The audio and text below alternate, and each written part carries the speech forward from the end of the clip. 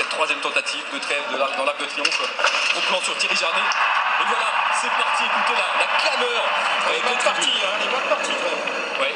C'est inquiétant, ça, Pierre, ou pas? Qui peut, parce que Thierry va se retrouver un peu dans le paquet, et vous savez que c'est jamais trop pratique, mais enfin elle connaît bien son métier. On va voir comment ça va se passer. Alors que Golden Horde et l'Enfanco d'Ettori ont décidé de galoper isolés complètement à l'extérieur, alors que devant, eh bien c'est le leader de Trêve, le numéro 17, Shahan, qui fait son boulot. New Bay et Vincent Cheminot se sont placés dans le sillage du leader. Ah, ils ont la meilleure place, hein. Absolument. Flintshire est en troisième position à l'extérieur. Erupt et Stéphane Pasquier sont en quatrième position. Christophe Semillon qui monte dans le Nia est également bien placé. Et Thierry Jarnet qui était parti en dedans avec Trêve, il s'est décalé et là maintenant il va progresser à l'extérieur dans le dos de Free Eagle. Alors l'avantage de la place de Thierry Jarnet, c'est qu'il ne sera pas gêné dans la ligne droite. A priori il va avoir le passage sans problème, mais en revanche elle fait plus de terrain. Ouais. Elle est à l'extérieur, elle avait déjà fait ça il y a 2 ans, hein. C'est vrai, mais aujourd'hui le terrain est juste bon, donc voyager avec un terrain juste bon, ça m'embête quelque peu. Là on a le leader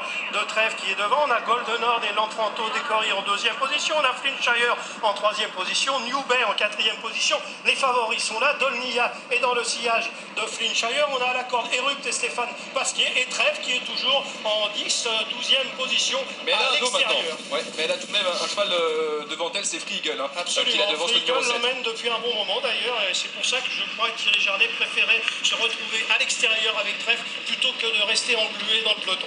Allez, la fausse ligne droite, et on va pas tarder à accélérer dans cette course extraordinaire avec toujours donc Charles, le numéro 17 qui a l'avantage.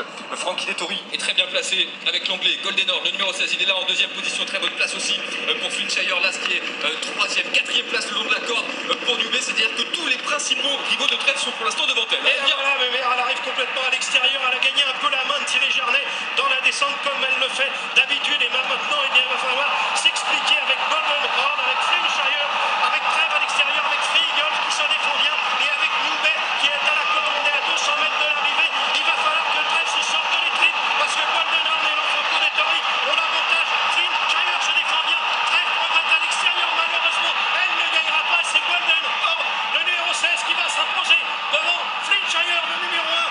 Trêve sera à la photographie avec New Bay, et il me semble que c'est Erupt qui prend la 5e place. Démonstration totale du gagnant du Derby d'Epsom.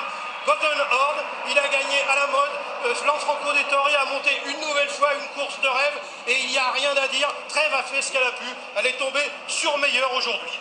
Ouais, et c'est vraiment le meilleur jockey de la planète, Pierre, on peut le dire, hein, Francky d'Ettori. Et les grands jockeys se retrouvent toujours dans les grands rendez-vous. Il ne rate jamais un grand rendez-vous, l'Enfanco d'Ettori. Jamais, jamais, jamais. C'est sa 4e victoire dans l'Arc de Triomphe. Il devient donc co-recordman en nombre de succès dans cette course. Il a monté vraiment une course parfaite. Il a accéléré avec son cheval pour se retrouver en 2e position. Et son poulain s'est montré vraiment exceptionnel. On rappellera que lorsqu'il avait remporté le Derby d'Epsom, ce Golden Horde avait fait une véritable démonstration. Absolument, absolument. Et c'est vrai qu'à l'issue de cette victoire dans le Derby d'Epsom, on l'annonçait comme le gagnant de l'Arc de Triomphe. Mais l'entourage ne voulait pas courir l'Arc de Triomphe, craignant de trouver un terrain trop souple au mois d'octobre à Longchamp, et comme le terrain était bon, eh bien, ils ont déboursé une certaine somme pour que Golden Horde puisse être au départ de ce prix de l'Arc de Triomphe. Eh bien, leur en a pris, car il a fait une véritable démonstration. On a vu que l'Enfanco d'Ettori était parti isolé à l'extérieur en début de parcours, sans doute pour détendre son poulain. Ensuite, il s'est placé dans le dos du leader de Trêve, et puis à mi-ligne droite, l'Enfanco s'est pas occupé de ce qui se passait derrière lui. Il s'est envolé littéralement avec Golden Horde.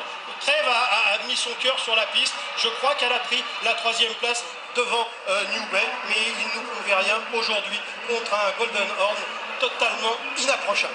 Ouais, je crois que c'est développé d'ailleurs pour la 3e place, donc Trêve a priori serait 3e. Parlons justement avec vous, Pierre, de la performance de Trêve. Bon, elle n'a pas eu la course idéale tout de même. Mais non, non.